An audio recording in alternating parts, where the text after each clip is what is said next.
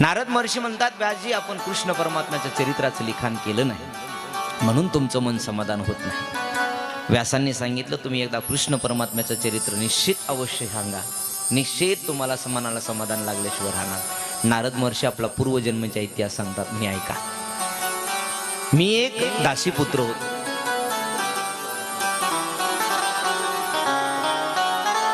आणि दासीपुत्र असताना माझी आई एका ऋषीची दासी होती। ऐका भागवत कसं तयार झालं। आणि दासीपुत्र असताना माझं वय होतं 7-8 वर्षाचं। आणि 7-8 वर्षाचं वय असताना आम्ही दासीपुत्र असल्या कारणानं आम्हाला आश्रमात येऊ देत नव्हते। आई तर दासी होती त्या ऋषीची, पण दासीपुत्राला आश्रमात येऊ देत नव्हते।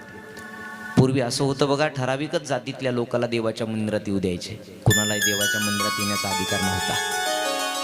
नारद महर्षी व्यासांना सांगताय, एका माझ्या पूर्वजन्मीच्या इतिहास दासीपुत्र असताना आमच्या आश्रमात काही चातुर्मास करण्याकरता मंडळी यायची, ऋषी यायचे। पूर्वी 7 दिवसाचा सप्ताह नसायचा, चातुर्मास असायचा 4 महिन्याचा। 4 महिने देवाचा सत्संग चालायचा, देवाचं भजन कीर्तन परमार्थ प्रवचन कथा हे 4-4 महिने चालायचे। आणि ती आमच्या आश्रमात यायची। आश्रमात आल्यानंतर मला कथाचित्र आवड लागली, पण येऊ देत नव्हते, दासीपुत्र होतो म्हणून मी आश्रमाच्या पाठीमागं जावं, भिंतीवर जाऊन कथा ऐकावी। कथा सुटली की प्रसाद असायचा, प्रसाद खाऊन काही पात्र शिल्लक राहिलेले जेवलेले पात्र आश्रमाच्या बाहेर आणून टाकायचे। आणि त्या आश्रमाच्या बाहेर आणून टाकल्यावर ज्या कोणत्या पात्रावर थोडंसं अन्न असायचं, मी देवाचा प्रसाद, कथेचा प्रसाद, संतांचा प्रसाद म्हणून ते उष्ट अन्न खायचं। डोळ्यासमोर दृश्य आणा, एक 7-8 वर्षाचा मुलगा आहे, आणि तो 7-8 वर्षाचा मुलगा उष्ट खातोय पात्रवाळीवरच। व्यासांना दया आली। नारद महर्षी म्हणतात, रोज असं चालायचं, मी भिंतीवर जाऊन कथा ऐकायचो, आणि सायंकाळी कथा सुटली की प्रसाद म्हणून त्या उष्ट पात्रवाळीचं अन्न खायचं। बघता बघता चातुर्मासाचे अनेक दिवस लोटून गेले। एक दिवशी कथा संपली, सायंकाळच्या वेळी ऋषी मंडळींनी जेवणही केलं, आणि जेवण करून पात्रवाळ्या बाहेर टाकल्या। पळत पळत मी गेलो, त्या पात्रवाळीवर अन्न होतं ते घेतलं। एका ऋषीनं मला पाहिलं आणि आवाज दिला, हे पोरा कोण आहे, काय करतो तिथं? आवाज आला, मी मागं वळून पाहिलं, माझे हात थरथर कापायला लागले, हातात घेतलेलं अन्न खाली पडलं। मला वाटलं आता मारतील मला, उद्यापासून मला प्रसाद खायला येऊ द्यायचे नाही, कथा ऐकायला येऊ द्यायची नाही, सजा देतील काहीतरी। ते ऋषी माझ्या जवळ आले, मला विचारायला लागले, कोण आहेस? मी हात जोडले आणि सांगितलं, दासीपुत्र रामदास आहे। दासीपुत्र म्हटल्याबरोबर एक हात माझ्यापासून लांब सरकले। ऐका ना व्यासजी, त्या ऋषीनं विचारलं, का खातो रे हे अन्न? त्यावेळेस मी उत्तर दिलं, माझ्या आईनं सांगितलंय, भगवंताच्या कथेतलं संतांचे उष्ट खाल्लं तरी आशीर्वाद लागतो, पुण्य लागतं। हे वाक्य ऐकलं, त्या ऋषीच्या अंतःकरणाला भावलं, दया आली। त्या ऋषीने सांगितलं, ते ऋषी म्हणायला लागले, बाळा आजपासून उष्ट पात्रवाळीचं अन्न खायचं नाही, मी तुला माझ्या पात्रवाळीवरचं रोज अन्न भाग काढून ठेवल आणि तुला घेऊन येईल। दया आली, त्याला वाटलं देवच पावला। रामदासानं विचार केला, आजपर्यंत कथा ऐकलेलं पुण्य मिळालं, रोज सायंकाळच्या वेळी कथा ऐकली, त्या ऋषीनं जेवण करावं आणि एक धुरणामध्ये एका पात्रवळ्यामध्ये त्या रामदासाला अन्न आणून द्यायचे। बघता बघता 4 महिने संपले, चातुर्मास संपला। आणि चातुर्मास संपल्यानंतर प्रत्येक ऋषी आपापल्या गावाकडे जाण्याकरता निघाले। ते जे ऋषी आणून देत होते ना रोज रामदासाला प्रसाद, ते रामदासाच्या जवळ आले। रामदासाला विचारलं, बाळा आता जातोय, 4 महिन्यानंतर पुन्हा येईल, पुढच्या वर्षी आलो की नाही आलो माहीत नाही। त्यावेळेस रामदासाला दया आली, त्या ऋषीवर प्रेम जडलं होतं ना, अंतकरणातून वाईट वाटायला लागलं, रडायला लागला। एखादा माणूस अनोळखी जरी असला आणि आपल्या मनाला जर भावला तर तो जाताना आपल्याला वाईट वाटतं। या ऋषीनं तर रोज मला प्रसाद दिलाय, रडायला लागला रामदास। रडणं पाहिलं, डोळे पुसले रामदासाचे, आणि बाळा सांगितलं, ज्यावेळेस माझी आठवण येईल त्यावेळेस एक मंत्र देतो मी तुला। त्या ऋषीने रामदासाला मंत्र दिला, ओम नमो भगवते वासुदेवाय। ज्यावेळेस माझी आठवण येईल त्यावेळेस तू हे मंत्र जपत राहा, नक्की मी तुझ्या जवळ असेल। असं म्हटल्याबरोबर ते ऋषी निरोप घेतला, निघून गेले। रामदासाला रडायला येत होतं, ते मंत्र त्यानं घेतला, घरी आला। सायंकाळच्या वेळी त्याला झोप लागली नाही, रात्रभर त्या ऋषीच्या डोळ्यासमोर दृश्य होतं. उद्यापासून मला कथा ऐकायला मिळणार नाही, उद्यापासून प्रसाद खायला मिळणार नाही. सकाळी उठला, गंगेवर आंघोळीला गेला, ओम नमो भगवते वासुदेव मंत्राचा जप करत बसला. रोज त्यानं उठावं, त्रिकाल 3 वेळा आंघोळीला गंगेवर जायचा, ओम नमो भगवते वासुदेव मंत्राचा जप करायचा. एक दिवशी सायंकाळच्या वेळी गंगेवर गेला, स्नान केलं आणि तिथंच मंत्र जप करत बसला. रोज रामदासाची आई गायीची धार काढण्याकरता गायीच्या गोठ्यात जायची. गायीच्या गोठ्याकडे गेली, येताना तिला थोडा उशीर झाला. गायीची धार तर काढली, दूध घेतलं आणि निघाली परत. अंधार काळोख पडला होता. अंधारामध्ये एक साप तिला दिसला नाही. त्या सापावर पाय पडला. तो साप त्या रामदासाच्या आईला चावला आणि जागेवर ती आई पडली. दुधाची कॅटली सांडली. ती आई तिथं पडली. भरपूर वेळ झालं, रामदास घरी आला नाही. रात्रीच्या वेळी रामदास 7-8च्या दरम्यान घरी आला परत. आणि घरी आला तर आई आली नाही. आई तर रोज मी यायच्या अगोदर येते, आज का आली नसेल म्हणून तो 8 वर्षाचा रामदास गाईच्या गोठ्याकडे निघाला. अर्ध्या रस्त्यापर्यंत आला तर कुणीतरी पडलेलं अंधारात त्याला दिसलं. धावत पळत गेला. पुढे गेला तर आईच आहे. दुधाची कॅटली सांडलेली दिसली, इकडं तिकडं पडलेला दिसली. दूध इकडं तिकडं पडलंय. आईच्या तोंडा वाटून फेस येतोय. आईच्या पार्थिव देहाला हलवतय, उठवतोय. आई उठणं, आई बोल ना. दृश्य डोळ्यासमोर अनागड्या. अंधार आहे. 8-9ची वेळ झाली आहे. 8 वर्षाचा हा रामदास आणि त्या रामदासाची आई मृत्युमुखी पडली. त्याला कळत नव्हतं माझी आई मेली आहे, माझी आई गेली आहे. कितीतरी अशी लेकरं असतील बघा की ज्यांना कळत सुद्धा नाही आपली आई, आपले वडील गेलेले. आईची माया जगाच्या पाठीवर नाही मिळत परत. रामदास हलवून उठवत होता, आई उठणं ग. आई मी आज लई खूप वेळ तिथं मंत्र जप करत बसलो म्हणून तुला राग आला का? आई का उठत नाही? आई बोल ना, आई उठ ना. रामदास रडायला लागला. रडत असताना त्याच्याजवळ कोणी सुद्धा आलं नाही. मध्यरात्रीची वेळ झाली. रामदास आईच्या देहाला हलवून उठवतोय, म्हणतोय आई उठ ना ग. आई बोल ना. आई का बोलत नाहीस? आई का म्हणत नाहीस मला? आई बोल ना. ज्या दिवशी जीवनातून आई निघून जाते ना, त्या दिवशी प्रेमानं बोलणारं पात्र या जगाच्या पाठीवर कोणी नाही. माता माऊलीवर तुमच्यासाठी तर आई खूप महत्वाची आहे. ती आई तुमची मैत्रीण असते, ती आई तुमची दैवत असते, ती आई तुमचं सगळं काही असतं. एखाद वेळेस मुलगी बापाला काही सांगायचं नाही, पण आईला सांगितल्याशिवाय राहत नाही. मुलीचं माहेर कुठपर्यंत असतं? जोपर्यंत तिची आई जिवंत आहे ना माहेरात, तोपर्यंतच आहे. एकदा माहेरातून आई नावाचं पात्र निघून गेलं की तिला चप्पल सोडायला उंबरटा सुद्धा माहेरात शिल्लक राहत नाही. किती प्रेम करते मुलगी आईवर आणि आई मुलीवर. 90 वर्षाची म्हातारी आई असू द्या माहेरात, 60 वर्षाची मुलगी असू द्या, आईला भेटायला जाताना काही ना काहीतरी घेऊनच जाते. माझ्या आईला खायला काहीतरी घेऊन जाते, आईला काहीतरी घेऊन जाते.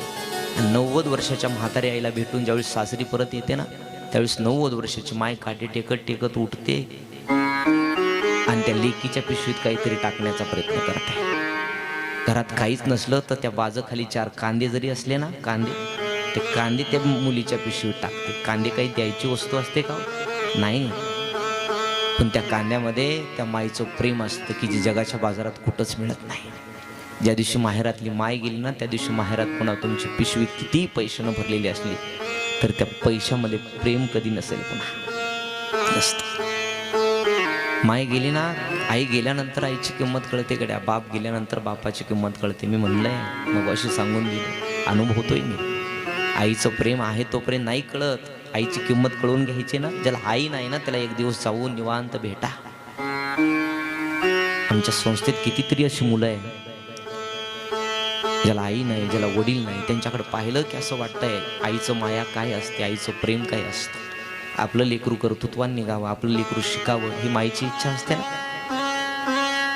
ती आईच जगात नसेल तर ती इच्छा कुणापुढं मांडायची? ती आईच जगातून गेली तर ती बोलावं कुणाजवळ? आईच गेली तर आईचं मान्य करावं कुणाजवळ? मन मोकळं करावं कुणाजवळ? एकांतात बसलं की निवांत विचार करा की आपण भाग्यवान असाल आपल्या आईने आपल्याला जन्म दिला. असं म्हणतात जेव्हा नोटाचा कलर बदलला होता तेव्हा कितीतरी लोकांचा जीव खालीवरी झाला होता. पाठीमागं नोटांचा कलर बदलला होता तर कितीतरी लोकांचा जीव खालीवरी झाला होता. कल्पना करा ना, ज्यावेळेस पोटची लेकरं रंग बदलतात त्यावेळेस मायबापाचा जीव कसा खालीवरी होत असेल.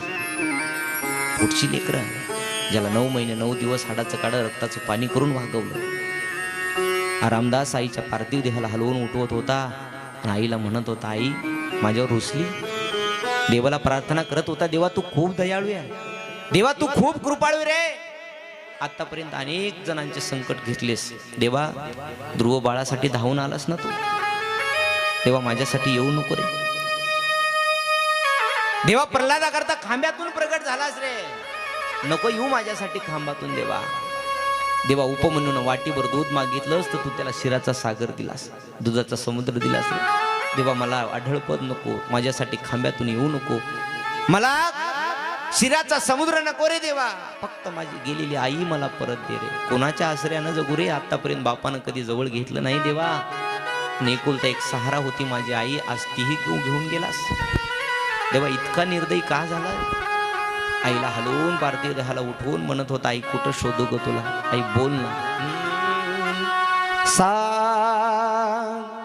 आई तुला शोधू मी कुठं, आई तुला शोधू मी कुठं, तुझी दार सोडून मी जाऊ कुठं ग,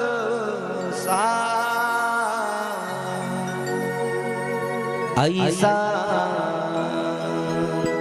तुला शोधू मी कुठं ग, आई तुझं ग मी चले करू रानावनात, आई मीच को करू, आई तुझं ग मी चले करू रानावनात, आई मीच को करू, तुझी दार सोडून मी जाऊ कुठं ग,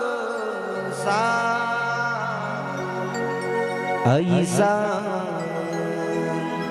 तुला शोधू मी कुठं. रामदास देवाला प्रार्थना करत होता आणि देवाला बोलत होता, माझ्या जीवीचा जिवाळा गेला सोडून आम्हाला, माझ्या जीवीचा जिवाळा गेला सोडून आम्हाला, एकाएकी आली हवा आज विजला मायेचा दिवा, आज विजला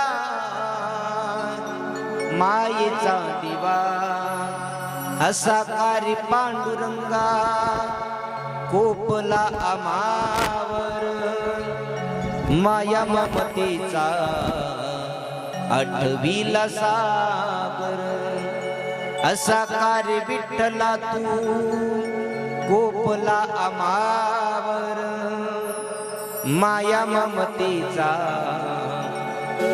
आठवीला सागर, तिच्या विना जन्म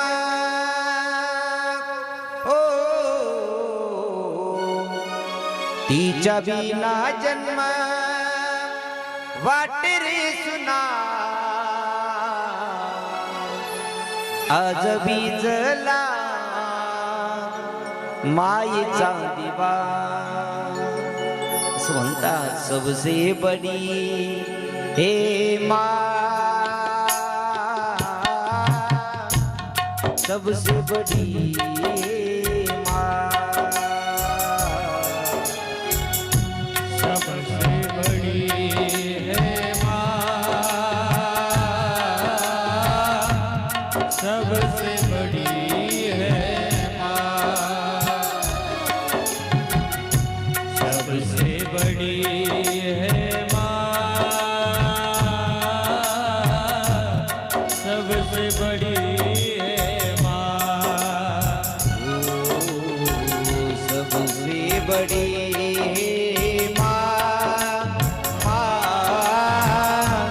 सबसे बड़ी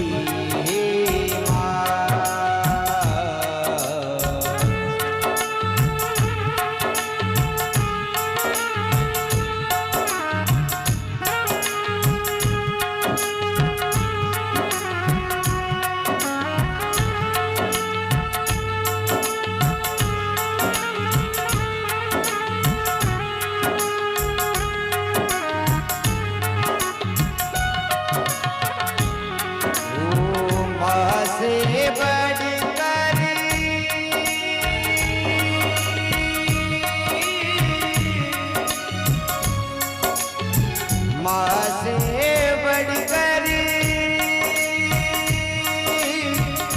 कोई नहीं रे,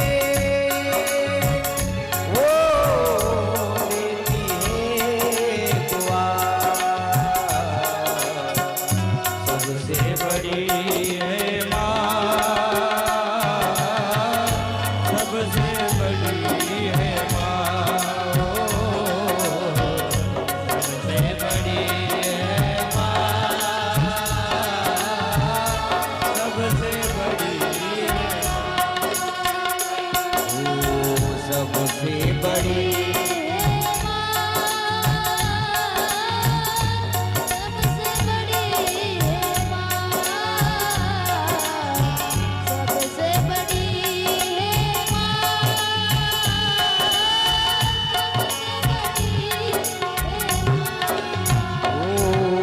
दुनिया में कौन भला बाकी जगह ले सका कोई दे दे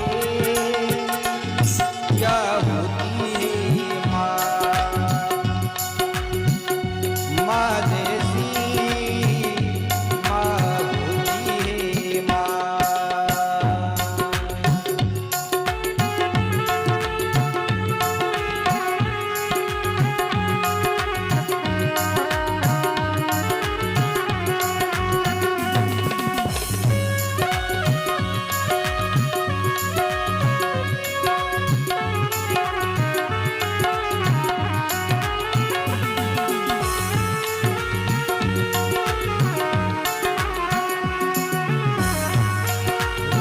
माँ से बढ़कर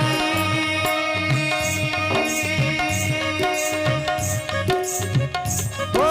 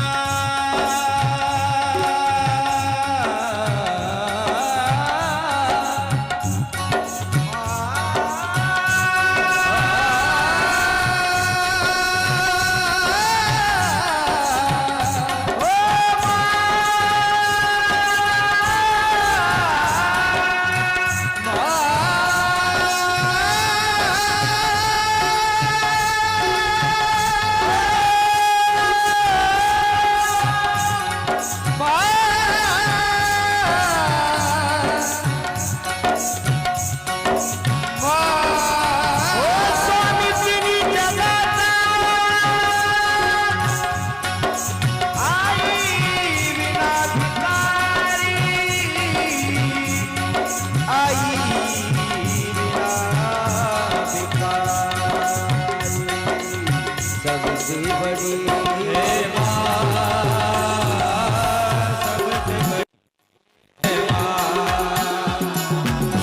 सबसे बड़ी है माँ, सबसे बड़ी है माँ। ओ माया बाबा ये ले लोनी आता बोले नाई आता उरली नाई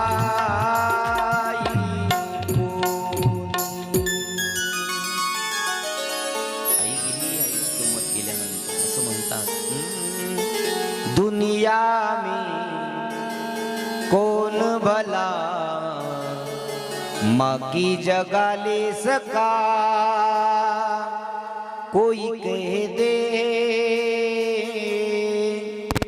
क्या होती है माँ माँ जैसी माँ होती है माँ।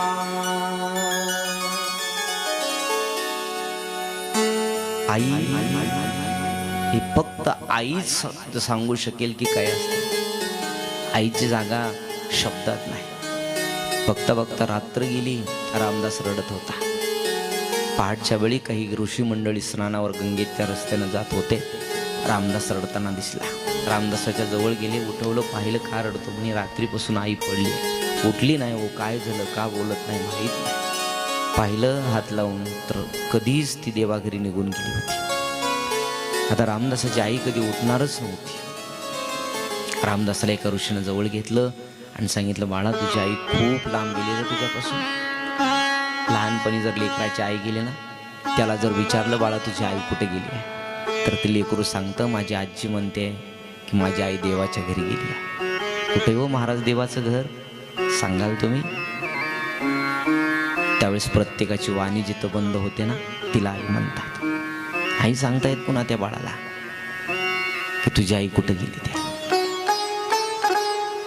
रामदासाला पोटाला कोटाळलं. रामदास विचारत होता, कधी येईल हो आई माझी परत, कधी उठल माझी आई पुन्हा. त्यावेळेस त्या ऋषीनं रडत रडत सांगितलं की बाळा अशा ठिकाणी तुझी आई गेली, आता तिथून परत कधी येणारच नाही. बघता बघता अग्निकाष्ट त्या देहाला दिला. रामदासाला समजून त्याच्या झोपडीत आणलं. एक ऋषीला दया आली, सांगितलं आजपासून आपल्या आश्रमात राहा. रामदासाला राग आला. रामदासाने सांगितलं 8 वर्ष झालं बापानं जवळ घेतलं, त्याच आश्रमात राहते, त्यांचाच आश्रम आहे, आजपर्यंत जवळ घेतलं नाही, नाही येणार, बघील माझं मी काय करायचं. रामदासाने त्या ऋषीचा हात झटकारला, उत्तर दिशेला निघून आले. पवित्र अशा वृंदावनात आले. यमुना मैयाचं स्नान केलं. पिंपळाच्या वृक्षाखाली बसले. ओम नमो भगवते वासुदेव मंत्राचा जप करत बसले. इतका जप केला की पुढं ब्रह्मदेवाला झोप घेण्याची इच्छा झाली. ब्रह्मदेवाने सगळी सृष्टी आपल्या अंतकरणात सामावून घेतली आणि सृष्टी अंतकरणात सामावून घेऊन रामदासाचाही मृत्यू झाला. पुन्हा ब्रह्मदेवाला 71 चतुर्युग झाल्यानंतर जाग आली आणि सांगितलं मला सृष्टी विस्तार करायचा आहे. ब्रह्मदेवानं पुन्हा या सृष्टीचा विस्तार करायला सुरुवात केली. त्यावेळेस 2 नंबरचे मानसपुत्र म्हणून याच रामदासाचा जन्म झाला. तोच रामदास म्हणजे आत्ताचे नारद महर्षी. बोलिये नारद महाराज की जय. तेच नारद महर्षी. व्यासांना सांगतायत मी आज एवढं जेवढं केलंय ना, आज नारद महर्षी 24 तास या त्रिलोक्यात फिरतोय. नारायण नारायण श्रीमद नारायण नारायण नारायण. बोला प्रेम से सर्वजण एक मिनिट. हा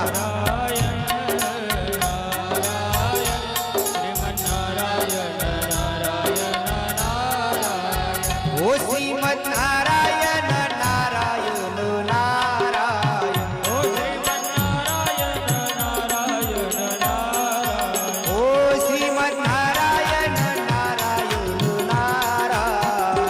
श्रीमन नारायण नारायण नारायण. हरि बोल. नारायण नारायण श्रीमद नारायण नारायण नारायण.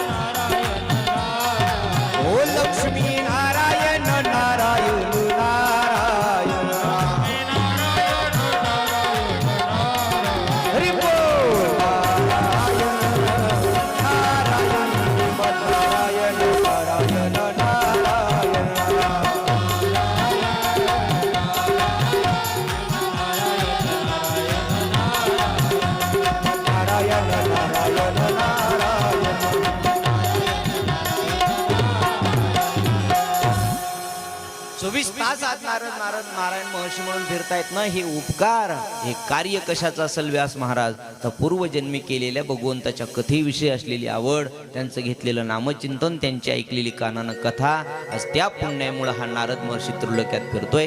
म्हणजे भगवान कृष्ण परमात्म्याचं चरित्र श्रेष्ठ आहे. तुम्ही कृष्णाचं चरित्र वर्णन करा.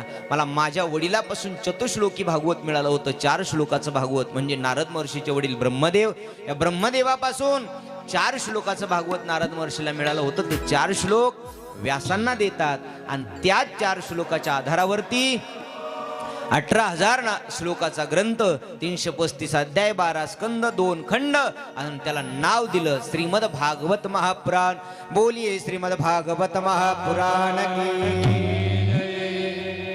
18,000 श्लोक, 4 श्लोक मिळाले नारद महर्षी बसून, आणि त्या 4 श्लोकाच्या आधारावरती 18,000 श्लोक तयार केले, 335 अध्याय निर्माण केले, 12 स्कंद निर्माण केले, 2 खंड केले, एक प्रथम स्कंद आणि एक द्वितीय खंड किंवा दुसरा खंड, आणि त्याला नाव दिलं भागवत. याच भागवताला शुकरूपी पोपटाचं मुख लागलं. जे शुक्रदेव भगवान 1 नाही 2 नाही 12 वर्ष आईच्या उदरात राहिलेले अगदी भाग्यवान आहे. भागवतातला श्रोताही भाग्यवान आहे आणि भागवतातला वक्ताही भाग्यवान आहे. भागवत ज्याच्यामुळे सांगितलं तो राजा परीक्षिती, त्याला उदरातच आईच्या दर्शन झालं होतं, आणि ज्यानं सांगितलं त्याला सुद्धा आईच्या उदरातच भगवंताचं दर्शन झालं होतं. राजा परीक्षितीला ज्यावेळेस उत्तरा मातेच्या गर्भावर ब्रह्मास्त्र सोडलं, त्यावेळेस गर्भातच भगवान कृष्ण परमात्मा जाऊन त्या गर्भाचं रक्षण केलं.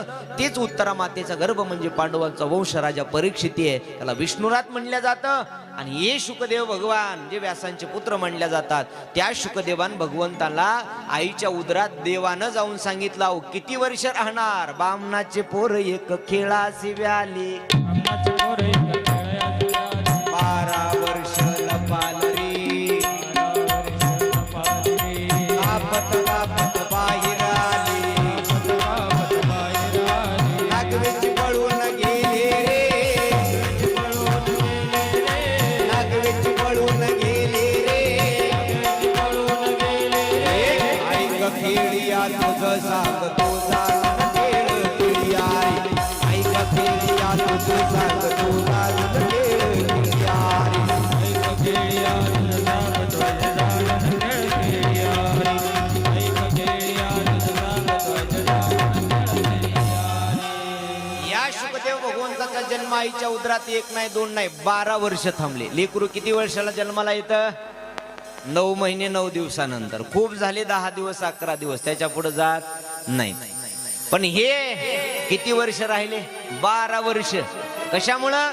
या माया मोहाच्या संसारात आम्हाला पडायचं नाही म्हणून बामणाचे पोर एक खेळाचे व्याली, आणि ते 12 वर्ष लपालं रे. आणि त्या भगवान शुकदेवांनी राजा परीक्षितीला भागवत कथा सांगितली. ते निश्चितच भाग्यवान झाले. जे भागवतात आले तिथला भागवतातला वक्ताही श्रेष्ठ आहे आणि भागवतातला श्रोताही श्रेष्ठ आहे. वक्ता म्हणजे शुकदेव भगवंत आहेत. या शुकदेव भगवंताच्या मुखारविंदातून राजा परीक्षितीला भागवत कथा सांगितली. त्यांना सुद्धा त्यांच्या उदरातच दर्शन मिळालं होतं. या भागवताचं वर्णन करत असताना व्यासांनी सांगितलं हा भागवत ग्रंथ असा निर्माण केला. शुक महोदय शौनकादी ऋषीला कथा सांगताय.